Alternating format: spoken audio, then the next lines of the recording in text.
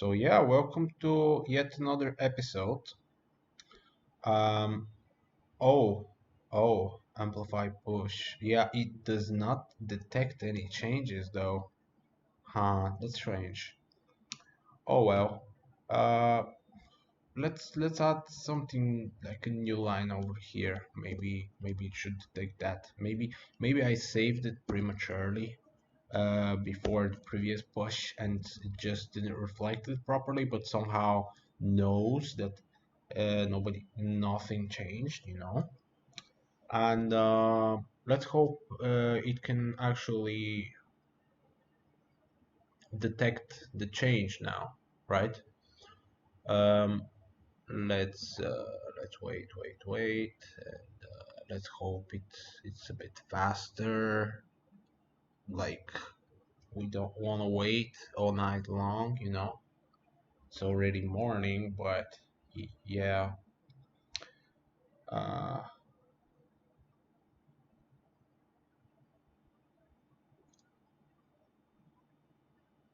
Update. Yeah. Okay. And yeah, if we actually refresh now, let's go to configuration. We can see the Lambda DynamoDB access role here. I think it is supposed to get overridden.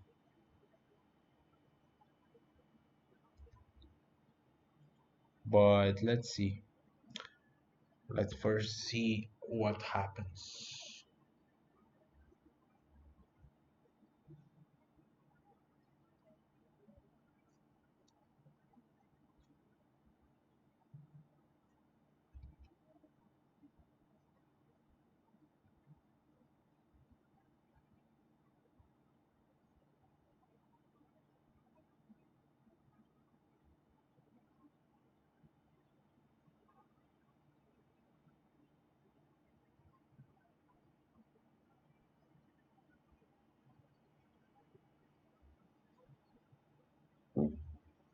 Oh shit. I'm farting non-stop. Why? Well, because I ate too much protein. Yeah, eating protein makes you fart like crazy. Okay, and we can see that the role hasn't actually been updated, even though the function has, which uh, which is workable, right? Okay. Um, can we reflect that? I wonder, can we reflect that in our cloud formation template, right? Um, Function join lambda execution name should create environment sources.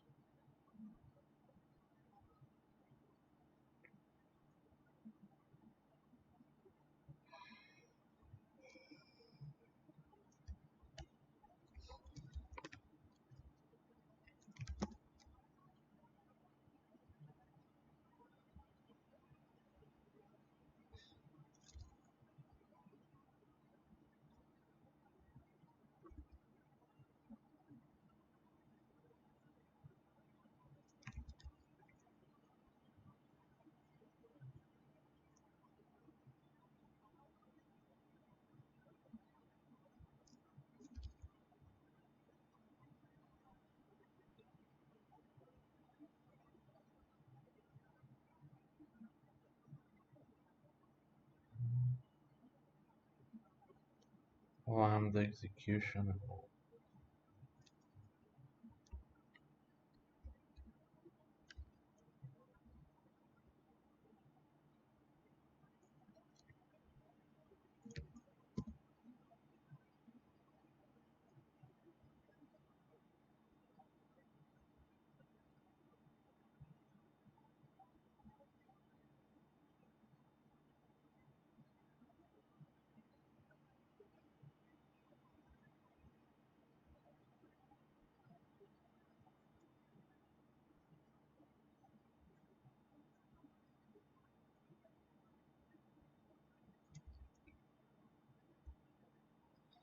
Okay, okay.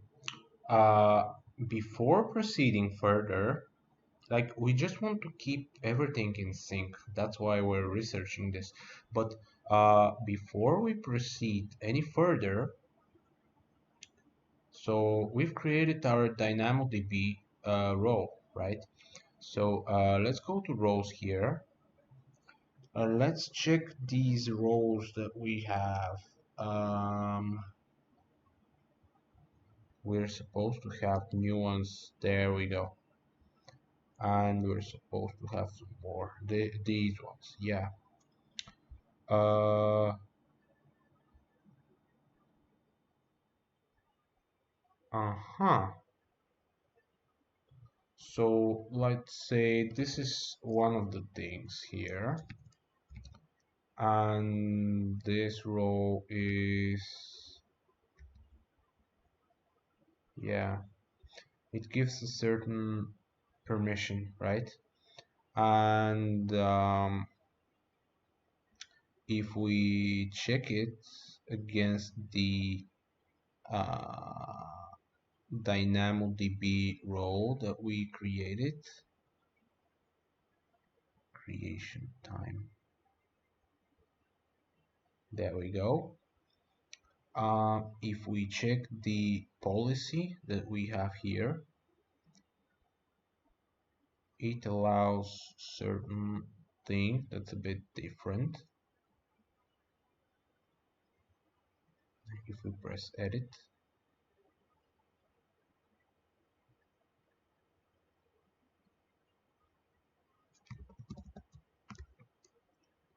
have action. So this is the statement. We have action, effect allow, and we are allowing create log group, create log stream, put log events.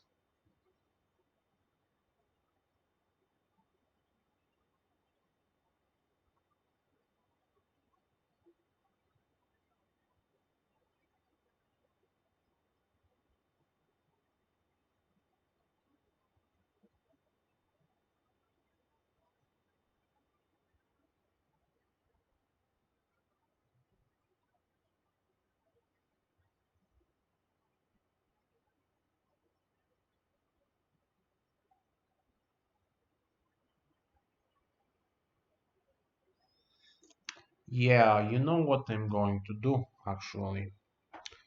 Um, so this is the statement that allows us to communicate with the DynamoDB table, right? We don't really care for the rest of them. They are for the logs and so on. Create log group, so on and so on. Okay, so in order to avoid any uh, desynchronization, what we can do is we can come here to the rows and creation time.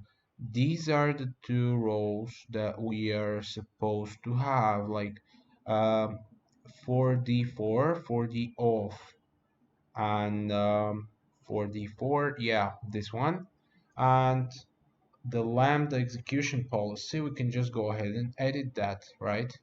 And we can add the statement that would allow us to um, interact with the DynamoDB, like so. And there we go. That's it. Super easy and simple. And now we are going to review our policy. We can see that this policy, okay. Yeah, we don't care for the rest. And there we go. And now we can come back here and we can actually edit this execution row and find the for one that we previously had. And now it's all good. Now it's synchronized. And now we need to do the same thing for the this one. Yeah, this for the JWT Lambda function. And we can just edit its policy as well. And that's it. Super simple.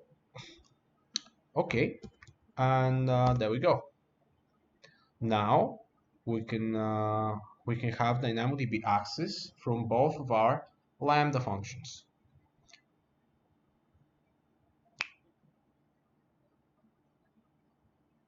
I'm not quite sure. The Lambda layer. Should we have a permission for the Lambda layer? Not quite sure. We don't have the Lambda layer in here, so we cannot have it. So that's about it. We have our permission set for the DynamoDB. Perfect. I'm a bit happier now. Okay, and we can finally follow this tutorial, right? Okay, there we go. Create a Lambda function, policy, create function index.js, and we need to install the AWS SDK. Let's go ahead and do that. So what's in here? Okay, yeah. And we're going to add that dependency to our Lambda layer. So we're going to go to Amplify backend function of common lib node.js, and we're going to install that AWS SDK package, and that's it.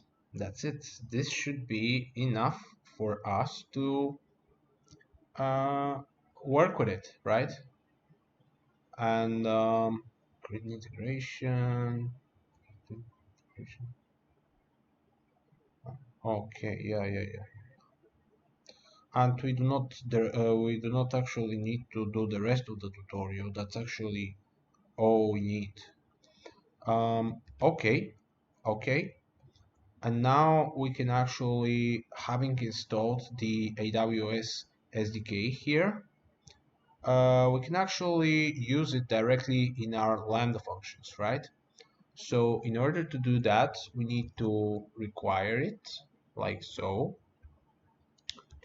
And we need to instantiate the DynamoDB client, the document client for DynamoDB like so.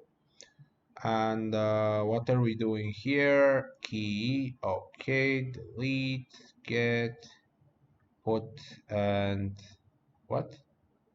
Put, get, put. Okay. Are we using put to? Yes, put, okay. Do we have any types for that? Hmm. It would have been great if we could have TypeScript support, but unfortunately, I'm not sure how to do that at this point. So we're just going to go like that. So we're going to say DynamoDB await, like we're going to say await DynamoDB dot um, put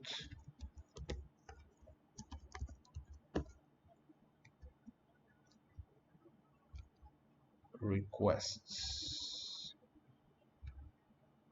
So we need a table name and we need an item. So our table name would be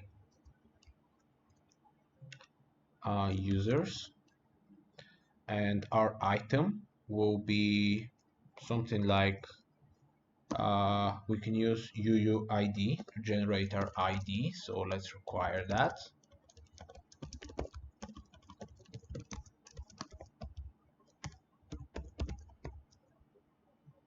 Okay, and dot v5 maybe v4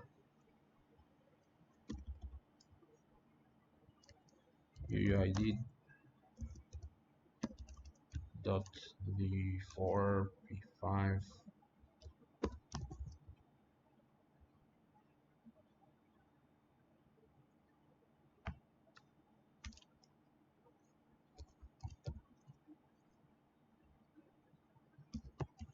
v4 actually, yeah, because this is a string, yeah. And we have this ID, and we're just going to insert like email, some email,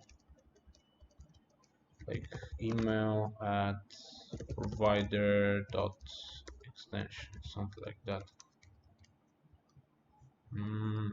Okay, and this is going to happen whenever we invoke our Lambda function, right? So yeah, yeah. Is that it? I'm not quite sure. Is that everything? Uh, Status code. Yeah, they have some error handling over here, but we do not really care for that at this point.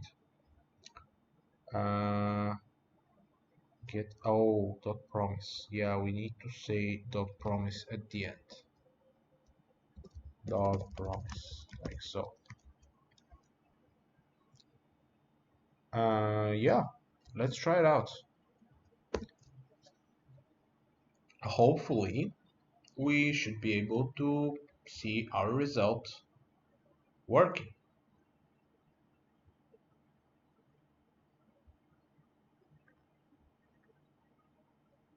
And then we can build some abstractions on top of that, and it would be really cool.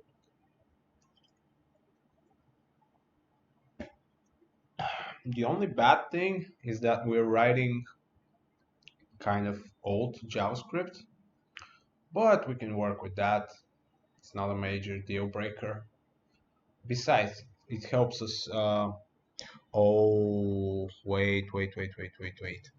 Why doesn't it notice the change here in our Lambda layer, right? This is not good. This is not good.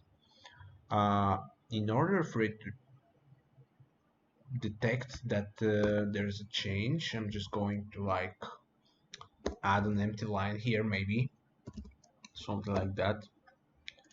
And yeah, it's not really mature. Amplify is not really mature yet, but it's still useful. It's still useful. I like the simplicity it provides for the most part, and for what I'm trying to build here, this should be enough, right? So yeah, unfortunately, it's pretty slow. Like we always have to wait so fucking much, but it's bearable, you know. Okay, now it notices that there's a change, and we agree to all these things. And now, once our Lambda function gets deployed, we should be able to see our DynamoDB getting populated whenever we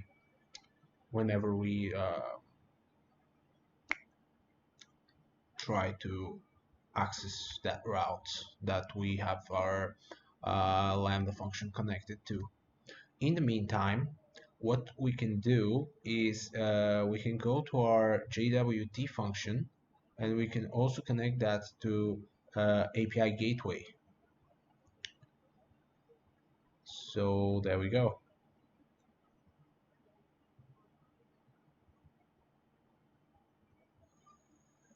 And I'm also curious about this JWT authorizer. Is it something that is given to us out of the box? Authorizer, issuer, audience.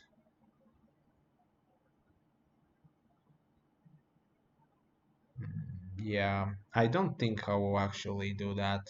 I prefer to be in charge myself. So yeah, so now we can go to our DynamoDB. There we go. And this is our users table. Let's explore the table items. And there are 0 items. Read capacity units consumed. Okay, we don't have any items currently. So now we need to wait a bit.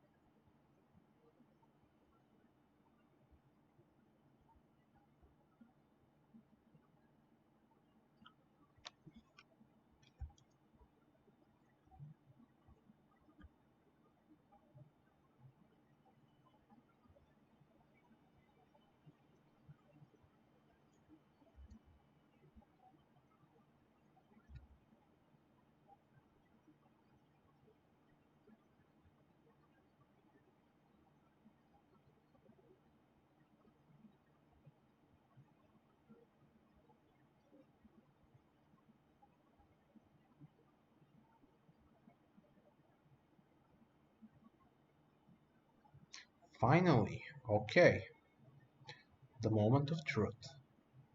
So now, when we refresh, hopefully, we should see our DynamoDB getting populated. So we have the response, and we have our item in DynamoDB. Nice! Oh, fucking yeah. That was amazing. Amazing, yeah. Really nice. Really fucking nice. Okay, we're good to go. Is there anything else that we would need in order to create our authentication? I'm not quite sure. Now that gives me some extra energy, not gonna lie. Okay, let's commit our changes. And I'm going to stop this recording and start a fresh one. Yeah, see you in the next one.